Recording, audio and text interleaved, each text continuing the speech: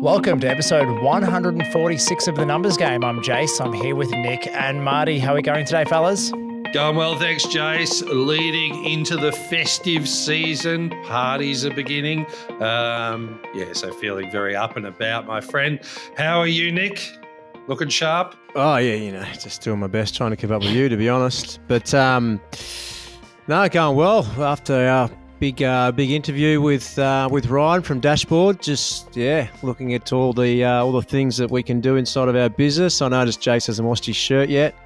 I've been sleeping in this shirt. I'm obsessed. Right on the Ryan great. train, so it's quite sickening actually. But what a good interview. But looking forward to getting back to our main man, Marty Vidakovic, and sharing some Marty gold today.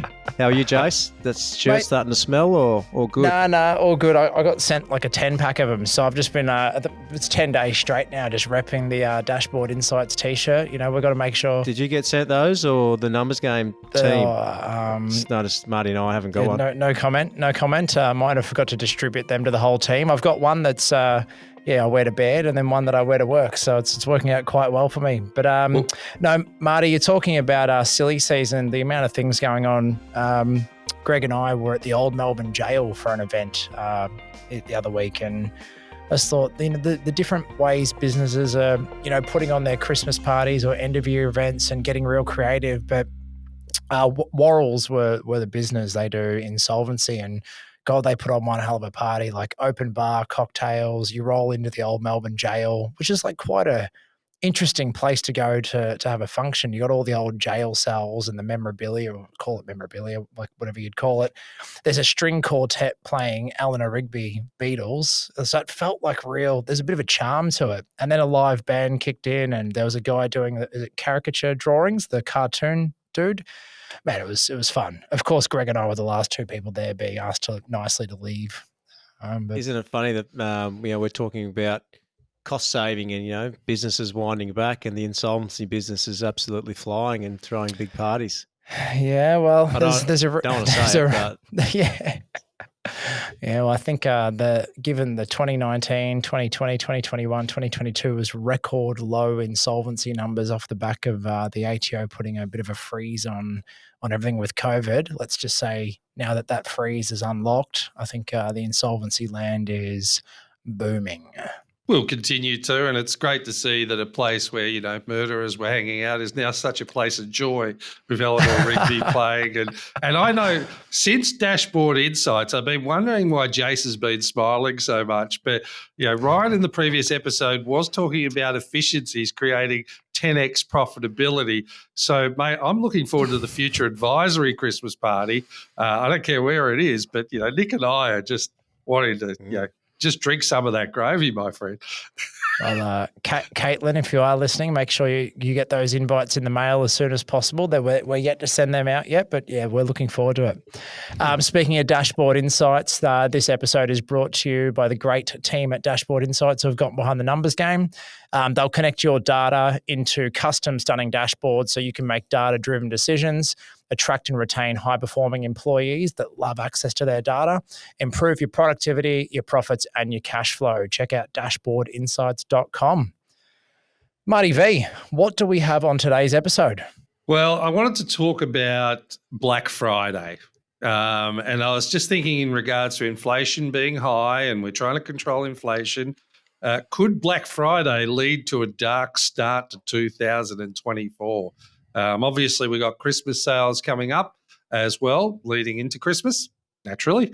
And but there was 10 million people that were reaching for their credit cards to shop on Black Friday, which is 14% up from last year. So quite phenomenal numbers.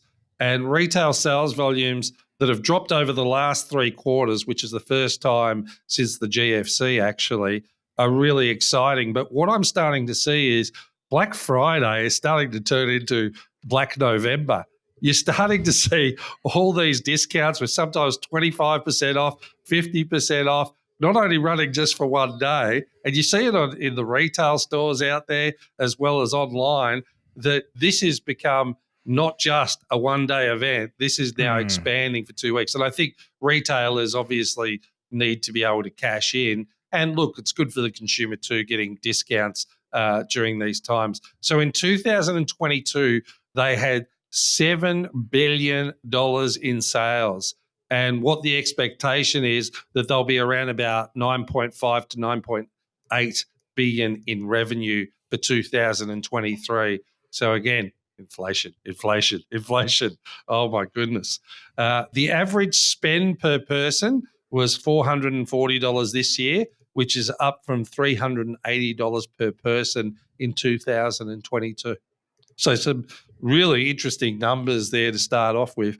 And it's the Black Friday sales are 20% larger now than the Boxing Day sales. So it is really taken off. Have you got the credit card out at all over November and shopped up, boys? Yeah, I did. I bought a new golf bag, surprise, on the weekend online, but only because it was, well, what I thought, very cheap. It was 30% off. I've needed a new one, but I've been putting it off because there's only, I just didn't really need one. But it popped up because obviously I've been looking at it and trying to choose which bag I wanted. It popped up on the weekend and it was 30% off at this particular place, and it was too good to say no. So I bought it. So yeah, I'm a victim, Marty. I'm a victim of Black November. You've been persuaded by the Black Friday dealings. I got my wife a birthday present. Did I just say that out loud? So is her birthday next June? Is that why it's funny? Or? No, it's coming up. And but it's amazing. They're saying that 44% of people make decisions on the day to buy, like the actual Black Friday day. And then another 37% plan to get a good deal for Christmas, which is interesting how that's become, the Christmas shopping period is in now Black Friday. Jace, have you picked up any deals? Not yet, but I feel like I'm missing out. I think Casey's had a delivery arrive every day for the last 2 weeks, so I dare say she's heavily partaking in the Black Friday, Black November, half of October was black. Apparently, I saw sales starting mid-October for some companies. Black 2023 at our house, I think, if that's the case. I think, the amount of deliveries coming through. I don't know if you've seen or heard of the thing Girl Math, but Kay sent me through a screenshot of a dress, and she's like, "What do you think of this dress?" I said, "Yeah, it's nice. Why?" She goes, "Well, I need to spend another $42. I'm buying a present for a birthday coming up, but if I spend another $42, I'll get free shipping."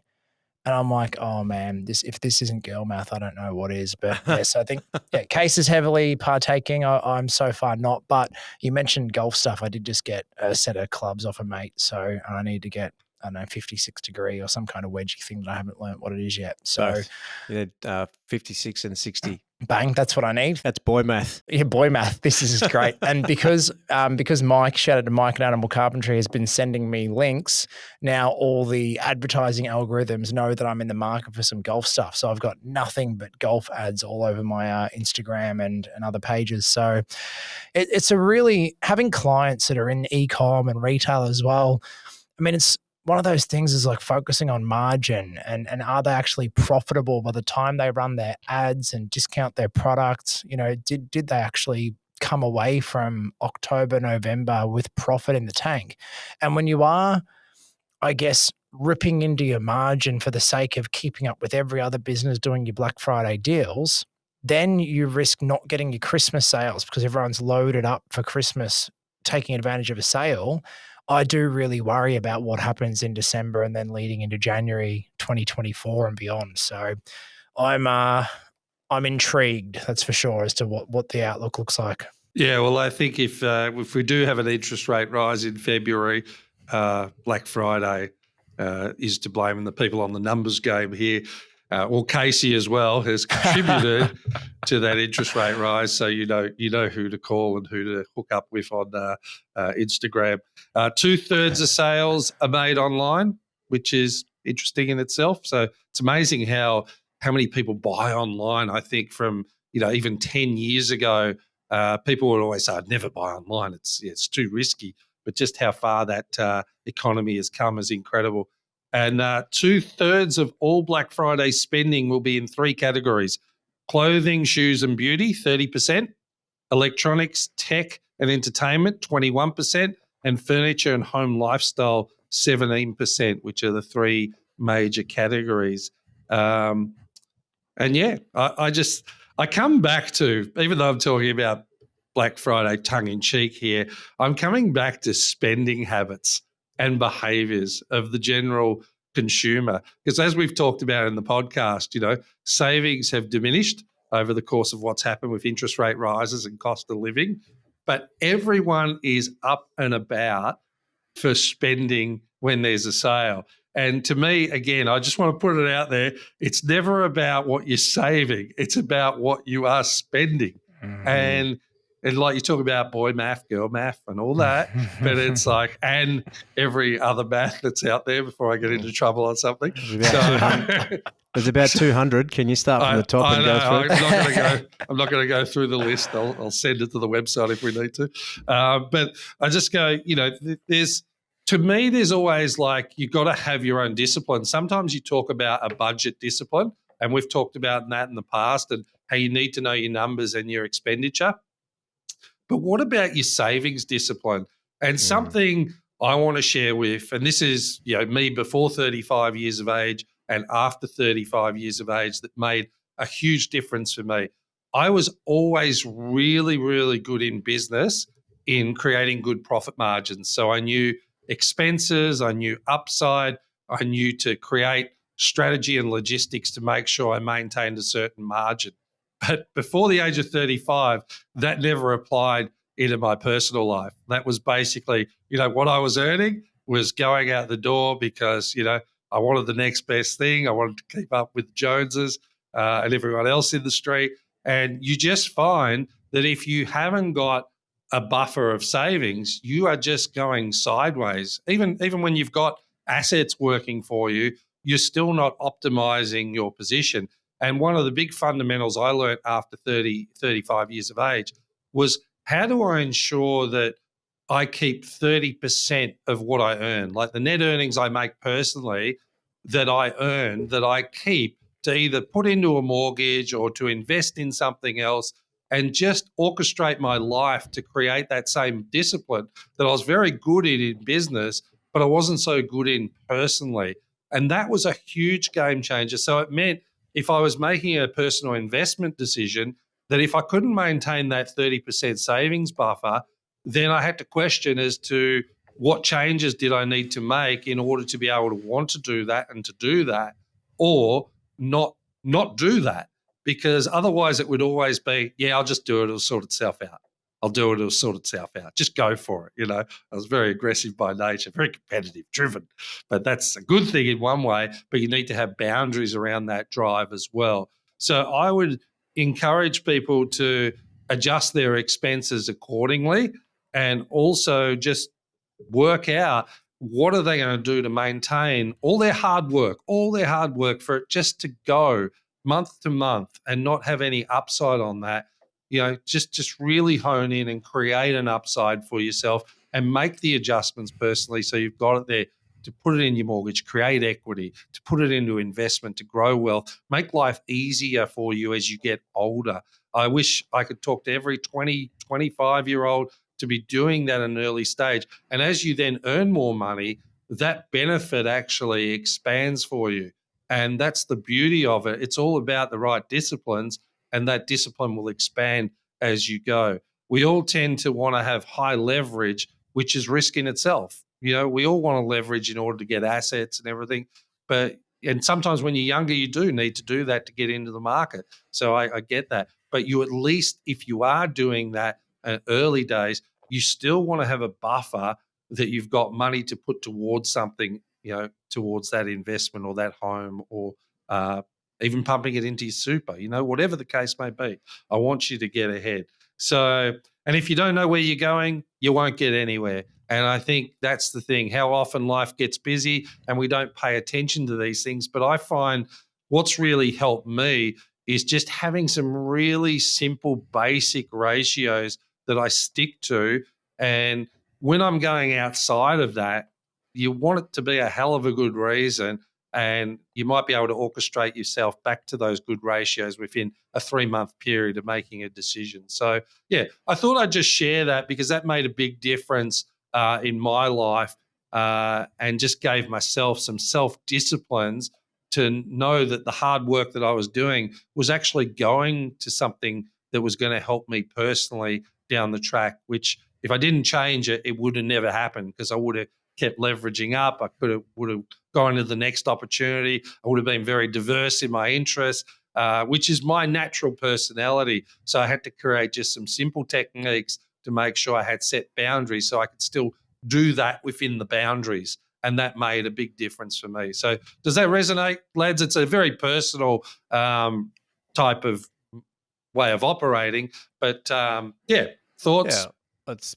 personal, but it's also makes a lot of sense. And this is, we've spoken about this before on the podcast, and it's something we talk about to all of our clients, is just reverse engineering your budget and understanding the things that are important to get you ahead, which is, debt reductions and savings and investments, and then just ensuring that money comes out first. And that's what I mean by reverse engineering. Instead of getting to the end of the week and going, oh, I've got $100 left, so I'm going to save that.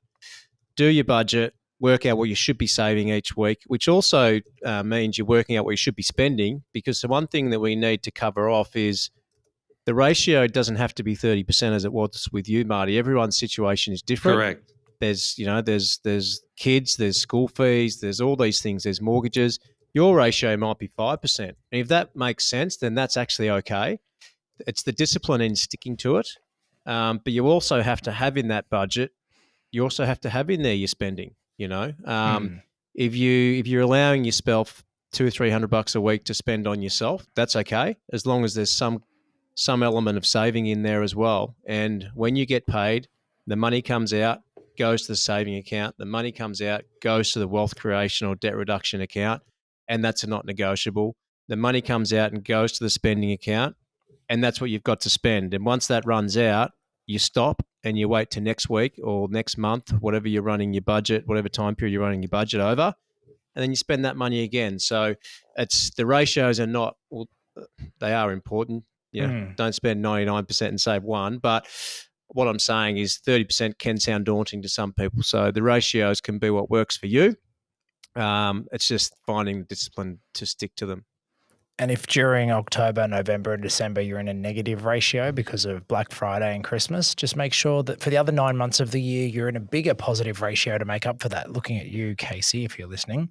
I like the way you've shared it and spoke about it, Marty. I think I had some little flashbacks to, like, it must have been one of our first 10 episodes we did. I think I almost cried talking about, being in my late teens, early 20s.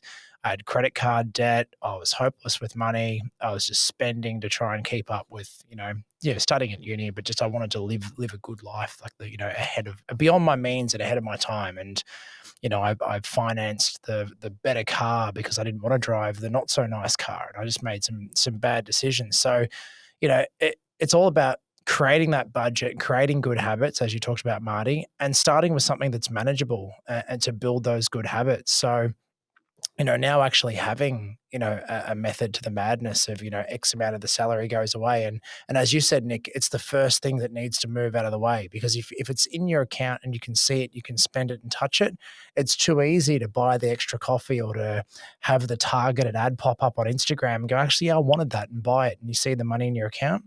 But if you're moving your savings out of the way first, every time you get paid and it goes into that high interest saver or your offset account to lower your mortgage interest rate or your mortgage repayments, or into some other kind of investment, shares, whatever your poison is. But that's the thing that has to go first. If you leave it sit there, you find a way to spend it. It's the psychology of the way we're wired when it comes to money. So great tips from you boys. Smart guys.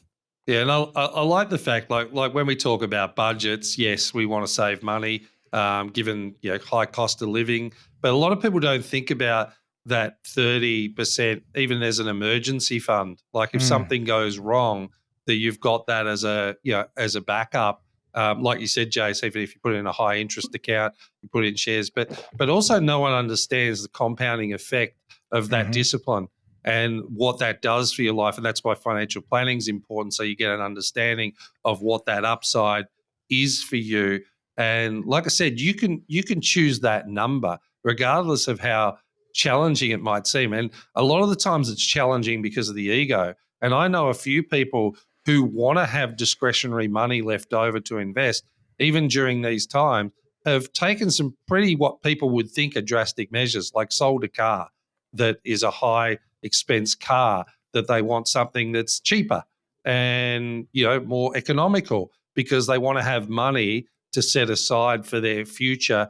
They're thinking about themselves in 5 years, in 10 years' time. And that's a courageous decision. That's not an easy decision when you want, that next car, to show you're doing well. So that's the thing. Just it's a courageous decision, but they're great decisions if it's getting you to where you want to get to and you're adapting to the current economic climate as well. So again, just like business owners, personally, we need to think about these things in the same way. What adjustments need to be made? How can we generate some additional money into the household as well?